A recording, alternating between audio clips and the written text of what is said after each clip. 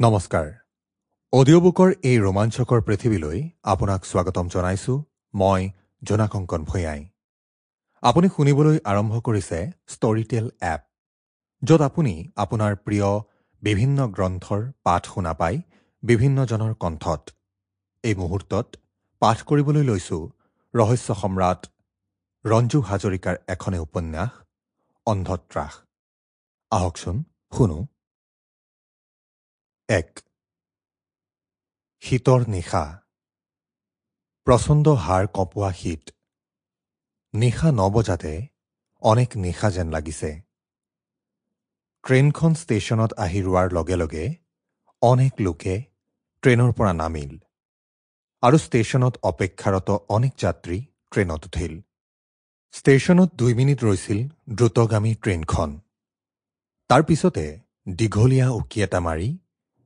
পুনৰ যাত্ৰা আৰম্ভ কৰিলে ট্ৰেইনৰ পৰা নমা যাত্ৰীবোৰৰ মাজৰে এজন যাত্ৰী দ্ৰুত পদক্ষেপেৰে টেক্সি ষ্টেণ্ডৰ ফালে আগবাঢ়িল মানুহজনৰ হাতত এটা ব্ৰিফকেছ ষ্টেণ্ডত তেতিয়া এখনো টেক্সি নাই টেক্সি নথকা নহয় আছিল কিন্তু মানুহজনে কোৱা ঠিকনাটোলৈ কোনোৱে যাব নিবিচাৰিলে বিৰক্তিৰে মানুহজনে অটোৰিক্সা ষ্টেণ্ডৰ ফালে চালে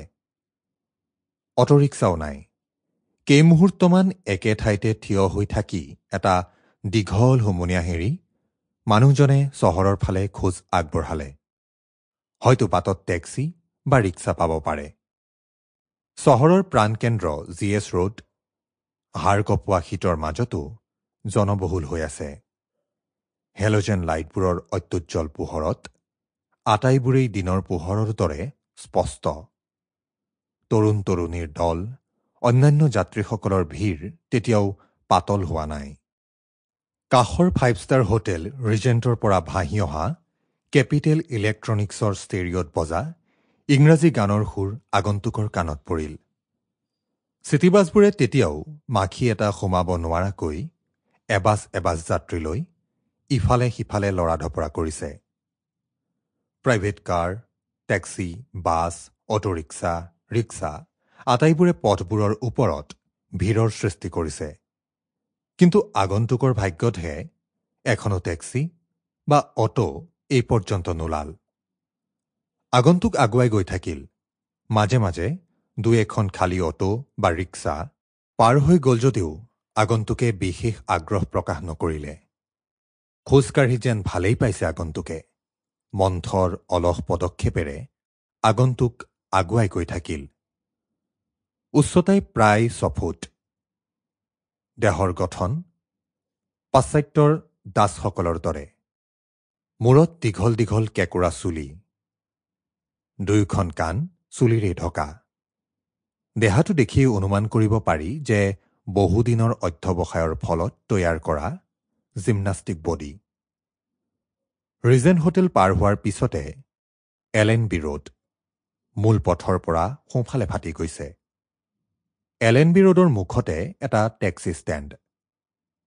কেইখনমান টেক্সি তাত যাত্ৰীৰ অপেক্ষাত আছিল আগন্তুক আগুৱাই গ'ল এখন টেক্সিৰ ফালে টেক্সিৰ ড্ৰাইভাৰে আগন্তুকলৈ চাই মিচিকীয়া হাঁহি এটা মাৰি ক'লে আহক ছাৰ আগন্তুক গৈ টেক্সিৰ ওচৰত থিয় হোৱাৰ লগে লগে ড্ৰাইভাৰে পিছফালৰ দুৱাৰখন খুলি দিলে আগন্তুক ততালিকে টেক্সিত উঠি বহিল আৰু ড্ৰাইভাৰৰ মুখলৈ চালে আগন্তুকৰ চকুমুখত কোনো ধৰণৰ কোমলতা নাই মৰা মাছৰ দৰে ঘোলা চকু দুটাত এক অদ্ভুত কঠিন শীতল দৃষ্টি দেখি ড্ৰাইভাৰে ভয় খালে বহুদিনৰ অভিজ্ঞতাৰ পৰা ড্ৰাইভাৰজনে মানুহ দেখিলেই জানিব পাৰে সেই মানুহ ভাল নে বেয়া অনেক ধৰণৰ লোক উঠে টেক্সিত কোনো চোৰ কোনো ডকাইত